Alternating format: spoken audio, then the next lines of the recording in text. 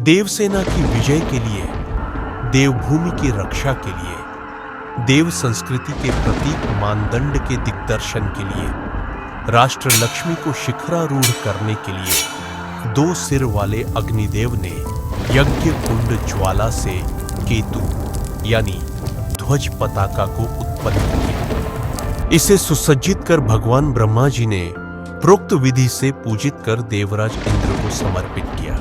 इस ध्वज के प्रताप से महासंग्राम में देवों की विजय हुई और असुरों की पराजय। इस ध्वज से प्रभावित होकर देवराज इंद्र ने प्रतिवर्ष इसका पूजन करना शुरू किया। ध्वज का नाम शक्र ध्वज पड़ा और देवसेना का नाम ध्वजिनी हुआ। पराजित असुरों ने पराजय की समीक्षा असुर गुरु शुक्राचार्य भार्गव के सानिध्य में की। तब पता चला कि देवों की विजय का कारण अग्निगर्भ संभूत भगवा ध्वज है। असुराचार्य भार्गव के समझाने पर असुरों ने भी ध्वज को विधि विधान पूर्वक अपनाया और देवों से समझौता कर लिया। तभी से यह कहावत प्रसिद्ध हुई, झंडा के नीचे आना। देवताओं के ध्वज को असुरों ने भी अपना लिया और द्वंद्व समाप्त हो गया। इंद्र के अनेक राजर्षि मनुष्य मित्रों ने भी उनसे शक्र ध्वज को पूजा विधान के साथ प्राप्त किया। इनमें मानधाता, उपरिचरवसु आदि प्रसिद्ध रहे हैं। श्री राम और लंकेश रावण के द्वंद्व युद्ध में देवराज इंद्र ने वज्र ध्वज युक्त अपने दिव्य स्यंदन रथ को मातली सारथी के साथ भगवान श्री राम की सहायता के लिए भेजा। शक्र ध्वज इंद्र रथ और इंद्र सारथी मातली के शुभ लक्षणों का प्रभाव युद्ध में श्री राम के लिए अत्यंत अनुकूल रहा। पृथ्वी पर मनुष्यों ने ध्वज को अनेक कार्यों में प्रयुक्त किया। ध्वज ने ईशान कोण में भवन, मंदिर, दुर्ग एवं मठों पर स्थान प्राप्त किया। रथ पर ध्वज लगाने से रथी की ख्याति ध्वज के कारण बढ़ने लगी। लोग दूर से ही ध्वज देखकर रथी को पहचान लेते थे।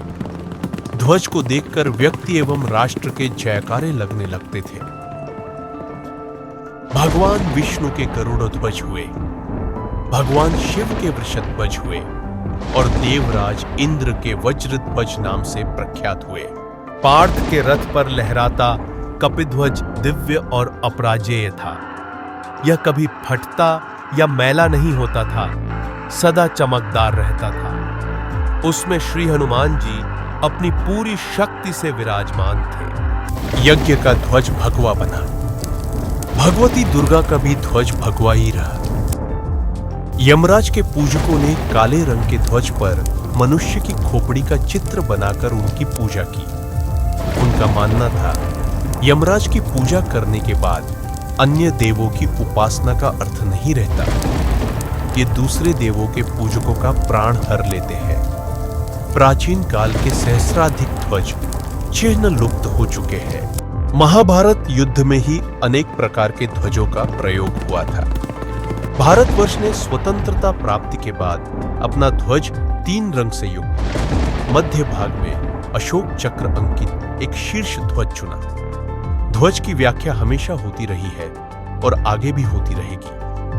ध्वज केवल प्रतीक मात्र नहीं है, यह विजय दिलाने वाला दिव्य प्रभाव युक्त आयुध है। यह राष्ट्र लक्ष्मी है। ध्वज वैदिक संस्कृति के गर्भ यज्ञ कुंड से उत्पन्न दैवी आयुध है।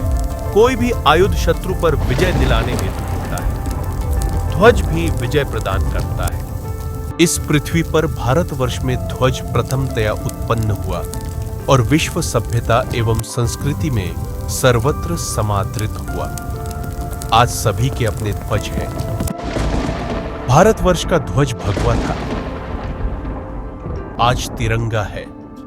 आइए इसकी समाराधना करें, ध्वज संस्कृति की वंदना करें।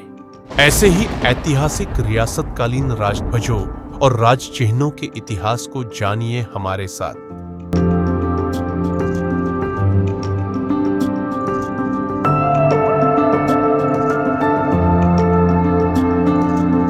हमारे चैनल को लाइक और सब्सक्राइब करना न भूलें। धन्यवाद।